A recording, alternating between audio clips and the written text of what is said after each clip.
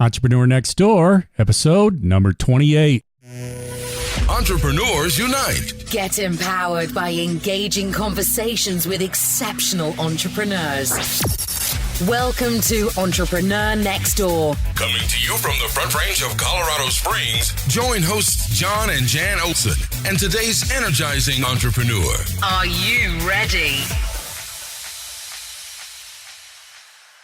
Sometimes, even with the best executed business plan, an entrepreneur can be faced with the most inconvenient surprise, an enormous tax bill from Uncle Sam. When the tax man cometh, do you know what to doeth? Our guest today does, and he comes bearing precious gifts. Are you ready?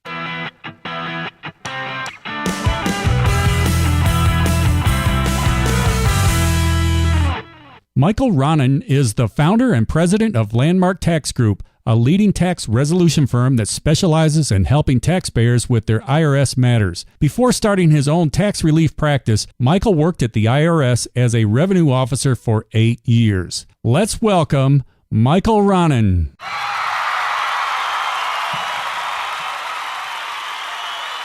So, Michael, are you ready to rock the house? I'm ready to rock the house. All right. Michael's coming to us today from sunny California, and he's going to talk to us about tax relief. Yes, this is something every entrepreneur wants to know about. So, Michael, can you tell us about you personally, and then tell us about your business and what makes you tick as an entrepreneur? Sure, absolutely. As you guys know, I used to work at the IRS for about 8 years prior to opening up Landmark Tax Group. You know, one of the reasons I decided to part from the government was I always just had this thing, it's kind of an internal tick, as you called it, to work for myself, to kind of make decisions that would benefit me and also benefit others. You know, when I was younger, I remember going to different restaurants or different stores, and I always thought to myself, why are they doing this particular process? They would benefit so much more greatly if they would do this instead. So I kind of realized that certain procedures that businesses were doing weren't maybe as efficient as they could be.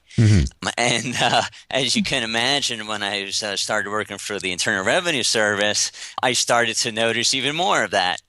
There were certainly some inefficiencies there, to say the least. But I did realize that I'd probably be better utilized if I was able to set a procedure that would better help the taxpayer and actually in turn better help the government by helping to facilitate better federal tax compliance.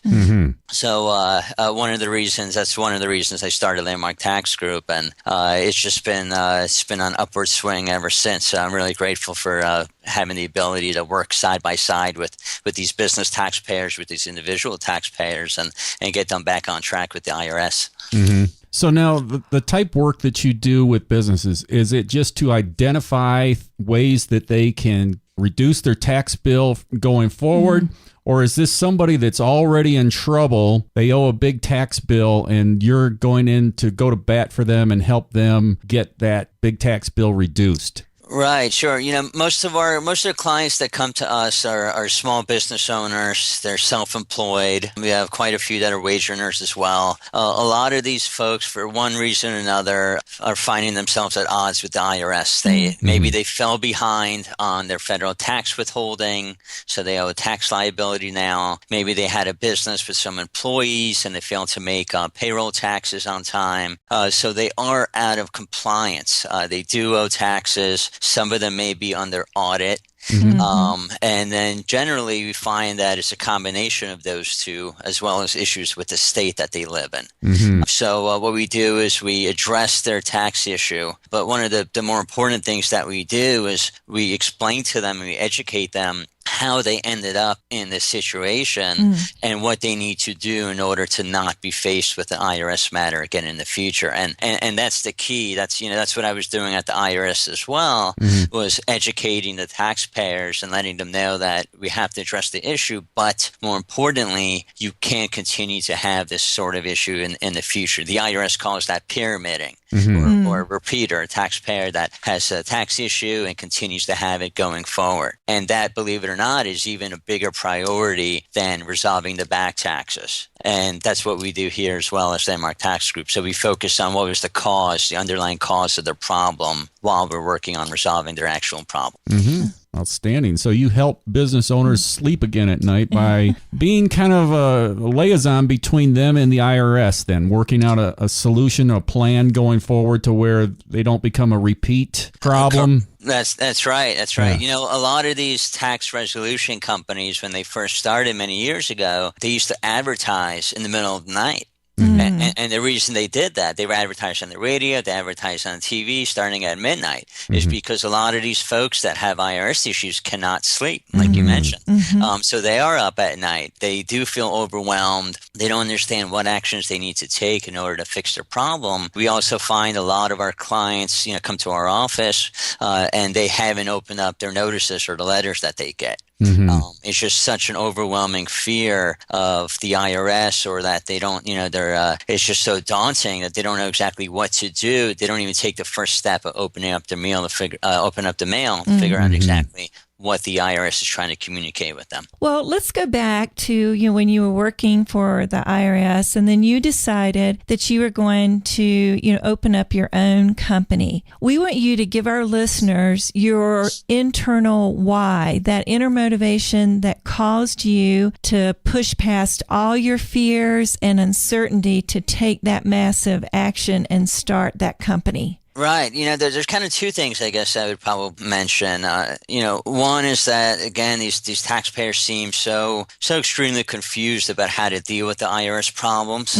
And I wanted to focus on helping these individuals, helping these business taxpayers, and explain to them it's not as complex as it may appear to be. The tax code itself is complex, but the IRS policies, the IRS procedures, when you work with them on a regular basis, they start to make sense, believe it or not. And I it's hard as to believe. And I wanted to really take all their fears and take it off their shoulders and put the burden on our shoulders and say, listen, we're here. We're now representing you. We step into your shoes. So this is exactly how things are going to work. And we explain to them in layman's terms, step by step, what is needed, and then what we could expect when we hand over those items to the IRS. The second thing is, in terms of my motivation was, I noticed a lot of these representatives that were out there, some of these companies didn't necessarily focus on the customer service aspect of taking care of their taxpayers. So I wanted to focus on a company that has more customer service oriented and a company that's adequate in terms of representation, and in turn that would effectuate a more effective resolution for the taxpayer and for the IRS. Like you were saying earlier, we're the liaison. We facilitate this resolution, and we always look out for the best interest of our clients, of course. And the IRS also has its own requirements, and we know what those requirements are. So we try and facilitate a middle ground there that both individuals and the entity, the IRS, can be happy with. All right. Now you've been both a government employee and now an entrepreneur, basically solving the same problem. Do you find that the business owners that approached you when you were an IRS worker approached you differently than the way they approach you now? Oh, absolutely. Absolutely. When you say I'm here from the IRS and I want to help you, taxpayers don't generally believe you. But nowadays I could say that I used to be at the IRS. Right. I'm here to help you. They start to believe you a little bit more. Yeah. So absolutely. There definitely is a lot of credibility that comes with working at the IRS. But, taxpayers, at least the ones we've dealt with, they fell behind for whatever reason, but all of our clients really want to get their act together.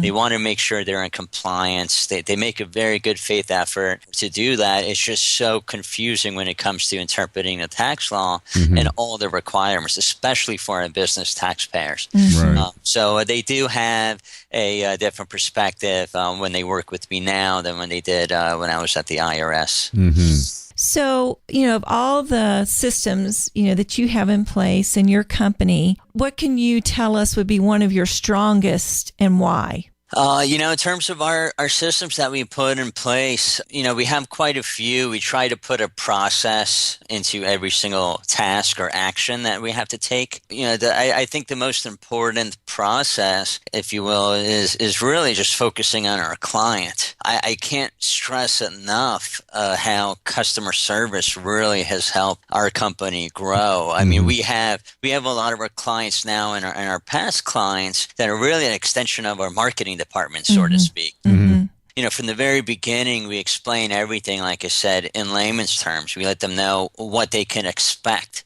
What does it mean to get tax relief? What is a tax resolution company? We all have preconceived notions of what that is. Maybe we heard certain ads on the radio or seen those late night commercials. So we really just, take our client's hand. And that's the biggest focus in our process, I guess, is customer service from beginning to end. After we resolve a case, we talk with the taxpayers, on the phone, or we do a webcam if that's what they prefer. We're not very heavy on paperwork because it's so impersonal. Right. We never send a letter out saying your case is closed. We actually call every single client after we're communicating via email, and we say, now the case is closed. This is what the resolution was, as we talked about before, and this is what you need to do in order to stay in compliance. So we really have that kind of personal connection with all our clients, and I think that can really apply to all businesses, no matter how many clients you have. Even if you have one customer, or if you have a billion customers like Facebook does, there's always a way to have a personal connection with your customers. And I think that is the key for any successful company. How long generally does it take for resolution? Your average client, and I know every case is way different. There could probably be some that are settled within a couple of weeks, a couple of months, and others are a couple of years. But generally speaking, what does it look like? Generally speaking, like you said, every case is so different, and it depends on the facts and circumstances. But generally speaking, an average case probably will last about 6 to 12 months. And that's relatively quick when you consider how backlogged the IRS is at this point. Right. Unfortunately, over the last few years, all the units within the IRS, whether it's the audit division, whether it's collection or perhaps appeals, they're all been very backlogged. So I'd say probably about 6 to 8 months is realistic in terms of working on their case and reaching a resolution. Well, what differentiates your service from your competitors? And you've talked a little bit about your competitors, but what sets you apart? So we get that question a lot, and it's a great question. I mean, if I were to put my finger on a couple of things, probably say that, like I mentioned earlier, just the customer service aspect of really not focusing on turning over as many cases or clients as possible, but really taking on a strategic number of clients into our firm so that we could really focus on each one personally. Every case that we work on, we don't assign it to staff. Every single case is worked by a tax professional, licensed professional, CPA, an enrolled agent, former IRS revenue officer like myself, or former revenue agent, which are the auditors. So we work the case personally from beginning to end, and that makes a big difference. So our clients, when they have a case assigned to me, they speak with me from beginning to end for that 6 to 12 months.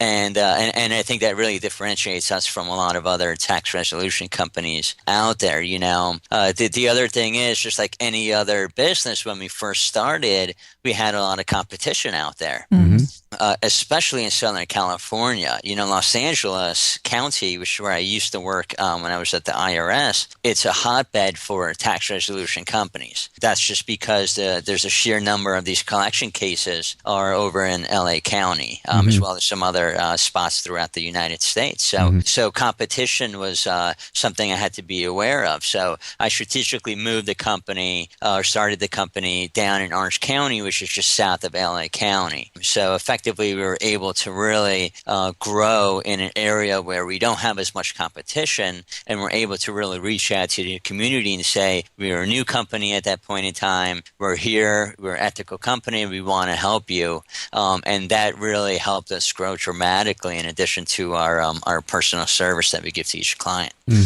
Well, now, if a poll was taken of your clients, what would they say is the number one reason they would continue to do repeat business with you? And maybe they wouldn't do repeat business, but maybe they would refer you. Hopefully they wouldn't do repeat business with you, right? If they listen to us, they won't. They won't be a repeat client, and that's okay. And that's okay for us. Sometimes we do get some clients that are defaulted, let's say, on an installment agreement that we set up. Many times just certain things happen that were out of their control. But, if you were to take a poll, I'd probably say that, just the respect and professionalism that we, give our clients, just the integrity that we have. There's a well-known marketing guru and blogger that I follow, Peter Shankman. And he always talks about how it's not hard to have great customer service. And he says the reason for that is because people's expectations nowadays are so low. Right. So it's not difficult to go above and beyond people's expectations. And I found that to be very true, especially when, let's say, someone wants to hire a professional service company like ours. Maybe they expect to have a 30-page engagement letter. Maybe they expect to have everything fully itemized and charged a la carte for professional services. And that's not what we do. We have a very short engagement letter. We work on different things. We have a flat fee for our services. And in fact, we do a lot of different actions for a case that our clients, aren't even aware of or they're not charged for. And I think that really makes a big difference. And they understand that we go above and beyond for each of our clients. We do get, we do have to get paid for our services since we are a business, right? But really the satisfaction that we get is relieving each and every client from the stress. I mean, even during our first consultation, sometimes I speak with these taxpayers for about an hour. They may or may not hire us at the end, but they really say that it was good talking to us, that they really have a lot of peace of mind, and that they've been relieved of a lot of stress just by having that consultation. So I think that really sets us apart, and that is probably would be the immediate feedback that we get, and in fact we do have a lot of that in our testimonials on our website as well as on our Yelp account. Yeah, I get the impression from some of these national or international companies that if you get into their sales funnel and you hire them, you're probably going to pay a lot of money and you're not going to get the personalized service that you're describing here. The one-on-one. The one-on-one stuff. You're going to get a lot of boilerplate, a lot of automation. Is that what you see in some of, and we won't mention any names, but is that what you see out there? Is that, do you have other clients coming from something like that where they feel like they were taken advantage of, and then they come to you and they say, oh man, finally somebody who cares? Yeah, all the time, actually. I was just going to mention that. So we do, I just had someone in my office last week, and I tend to hear a lot the same phrase: they didn't do anything for me. Yeah.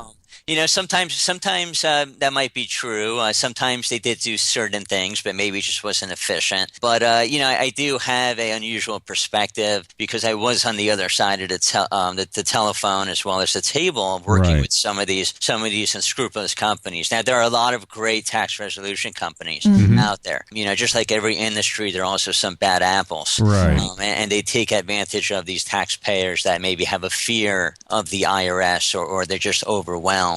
So we do have a lot of folks that come to us and say, I was working with a company. I really didn't, get any sort of resolution or any sort of help. Can you guys help us? And then I say to them, all right, maybe we can, but let's, tell me exactly what's been going on. And then we start to figure out maybe, something could have been fixed, or maybe they just should have went maybe a different route in terms of the resolution. So you do have to choose your company wisely, just like every other, product or service that you're trying to seek out. So the focus, again, for a lot of these tax relief companies should be, first and foremost, analyzing what's going on with the client, with the taxpayer, why did the business fall out of compliance, and explaining to the client what their options are and what the good and the bad benefits and the drawbacks come with those particular options.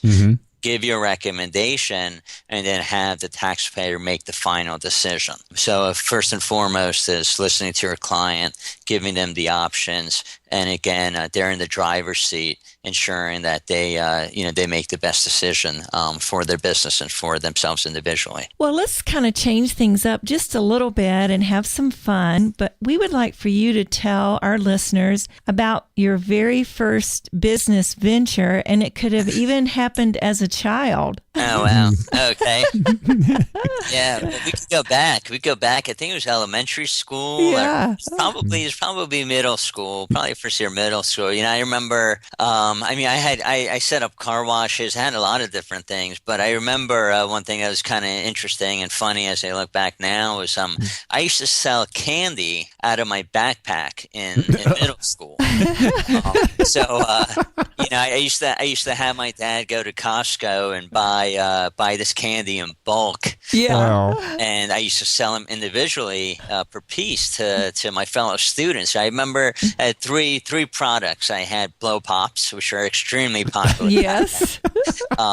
I also Airheads. For those folks. Also, I remember that the top flavor, I don't even know if I charged a premium for this flavor, but I probably should have. But the top flavor, top seller was a mystery flavor. Oh, wow. Yeah. Which came in a white wrapper. That's right. And the third product, in addition to Blow Pops and Airheads, were Pixie Sticks. Which is just, as we know, just 100% pure sugar. So, Right. So I used to sell those things to all of my classmates, and I used to sell out right away. But I don't recall ever keeping tabs on how much the candy cost in bulk. Yeah. Don't really remember the price per unit, if you will. I remember, I think maybe it was like 10 cents or maybe 25 cents for the Blow Pops. Yeah. And I don't know if I even turned a profit on those things. I probably did. But at that point in time, I don't even know what I spent the money on. Yeah. But now as I think back, I probably should have charged her some sort of like a fee for taking on the risk. I got in a lot of trouble. So, That's right. Yeah, and I can see the teachers. They're probably wondering why all your classmates are bouncing off the walls, right? With all that sugar rush. Right. I remember I used to sell the most in between classes and during lunch. Oh, wow. So I remember that. But there were no sales tax. So I guess, that was maybe my competitive advantage. There you go. Man, that's awesome. I enjoy that part of our show because there's so many cool little things people did in the early days when they were in grade school or junior high, or to make money and to learn the entrepreneurial life firsthand. And a lot of times it was ugly, there was no profit, but there was always something learned. And that's what's good. And it helps build self-esteem in a kid. And I think that everybody that's listening, you always encourage your kids to do some kind of entrepreneurial thing at an early age. And lemonade stand, go out and mow lawns, paint a fence, do something, but make some money. I definitely think there's a benefit to that. I think we're all kind of entrepreneurs at heart. I think we all have an interest in different things. We have a passion for many things. So if we could somehow parlay that with, helping others and then charging whatever's appropriate for the product or service, I think it's a win-win. If you start that at an early age, like you said, even setting up a lemonade stand or mowing lawns, and, you're able to learn about responsibility, accountability, management, just ensuring that you have the proper amount of lemons in inventory to make lemonade, proper amount of sugar. What happens when your lemonade stand is out there in 90-degree heat? Yeah. Keep that lemonade cold, or, no one wants hot lemonade, right? As a kid, I really think, like you said, you encourage these parents to really give their kids an assignment, whatever it may be. Even if you're heading out to the gas station to fill up, you could take them out of the car and show them exactly the process of how to fill up the car with gas, get the numbers. Yeah. Once they start going up and up, right, for the gallons and the That's cost, right. And then teach them. I think every single experience can be a learning opportunity, and I think it's extremely important. The younger that you could get exposed to that as a kid, I think the more it would benefit you as you get older. Yeah, absolutely.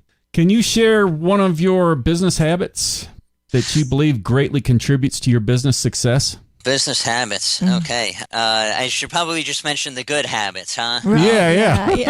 I don't know if I'm sure my wife could probably identify more habits. 'Cause I kind of just do things naturally, but I'm sure there are some habits there.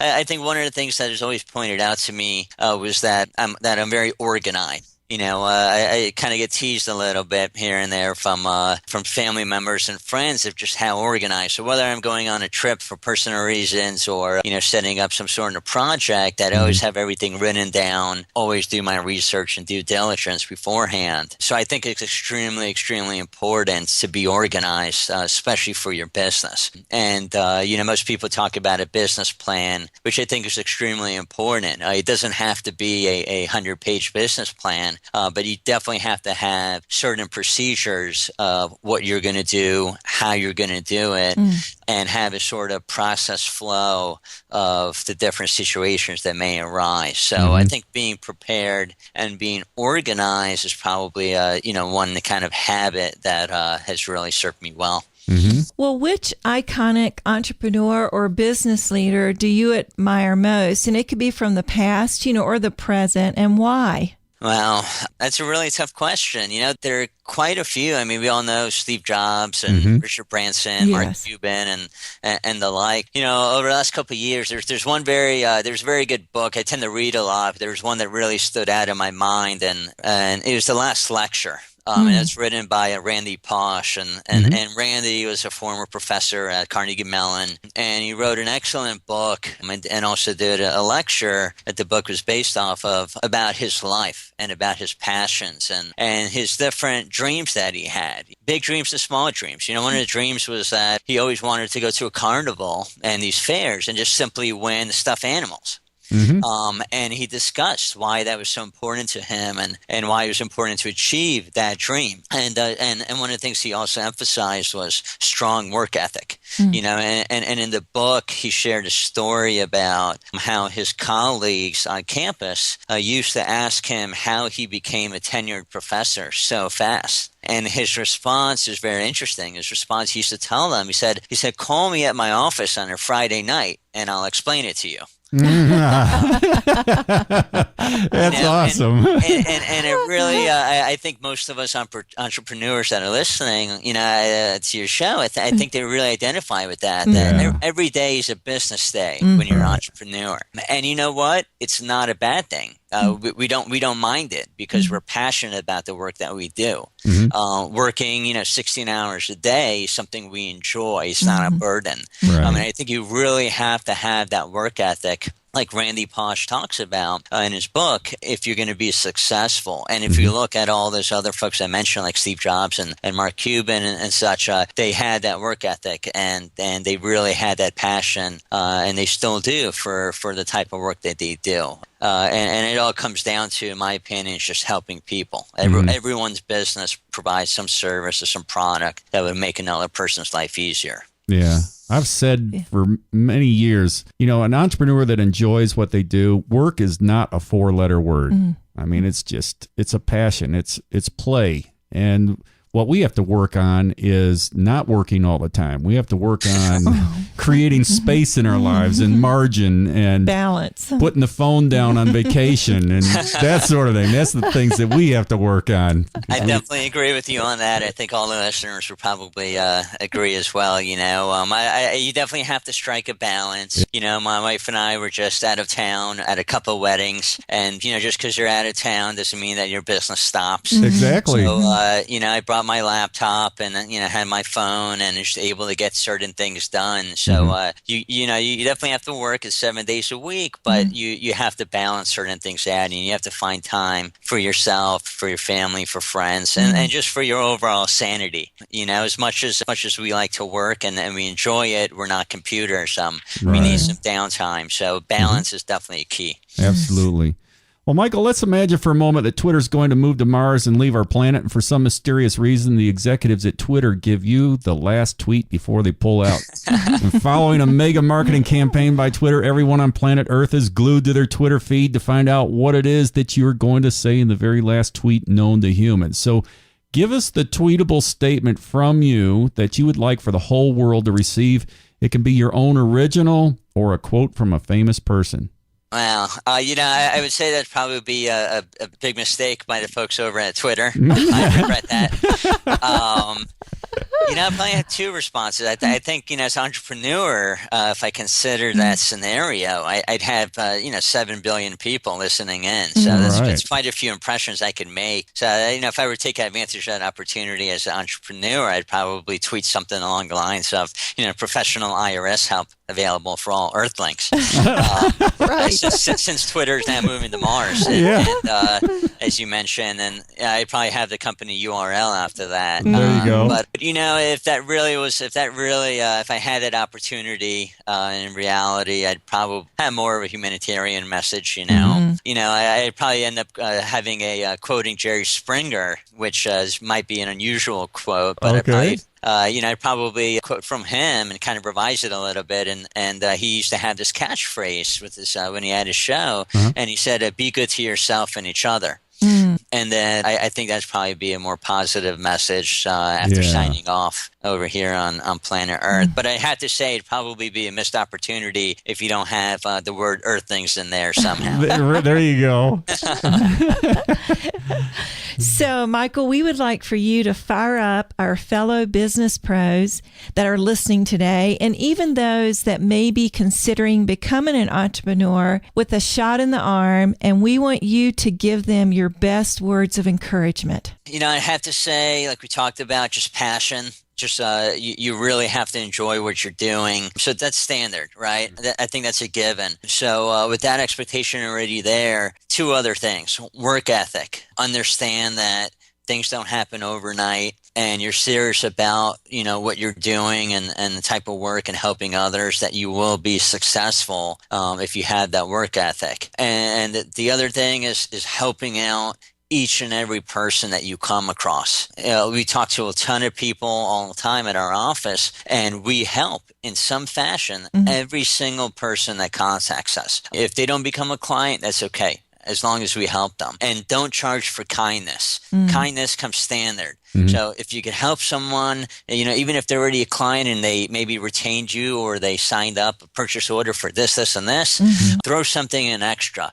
If you notice something while you're working with them, that you can help them out and it's not a huge drain on your resources and your time, then don't charge for it. Do it. Just let them know that you took care of this and that's it. And it was a pleasure working for them, that you appreciate them as a customer, as a client, and never take your clients for granted. And I think that's really a key. We all want to feel appreciated. And nowadays, like we talked about, most people have this notion that they're just being put in a sales funnel, that they're just a number. So if you can have that personal connection with your client, with your customer, you really will make a lifelong impression with that person, and they will come back to you if they need your services, and also they'll be telling all of their friends. And I think that's one of the reasons why Yelp is so successful, for example, is because all of these folks are going on there singing the praises of all these different companies they work with, and those companies in turn are extremely successful. So it's a win-win. Treat your customers right, and your business will be successful. Right.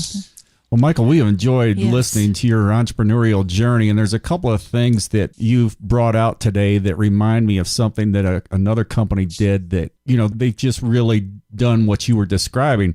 You were talking about selling candy as a young entrepreneur, and you also mentioned here just a minute or two ago about going above and beyond, giving something above the customer or client's expectation. And I can't remember the exact company that did this or still does this, but they ship products out all over the world. And what they do is before they seal the box, each employee will throw a little handful of candy in there, and then they seal the box and they ship it. And, that's just something to brighten somebody's day. And hearing you talk just reminded me of that company and what they do to make their customers' days a little bit brighter, a little bit more fun. That sounds like such a great thing to do. I mean, I would love to, order something, let's say from Amazon, and, open up a box and have something there. Even if you don't eat candy, even if, you don't, you can't use maybe, some promotional item that they sent you, just the thought that they gave you something that you didn't expect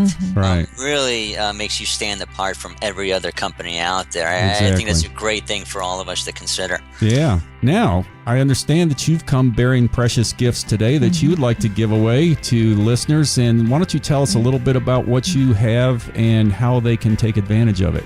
Sure, absolutely. Appreciative of having an opportunity to chat with your listeners. So we just wanted to offer a couple of things. One is we set up a page especially for your listeners. So if the listeners want to go to landmarktaxgroup.com/entrepreneur next door, they could get a couple of things. One is just a special report that we set up specifically for them. It's 7 secrets seven secrets the IRS doesn't want you to know.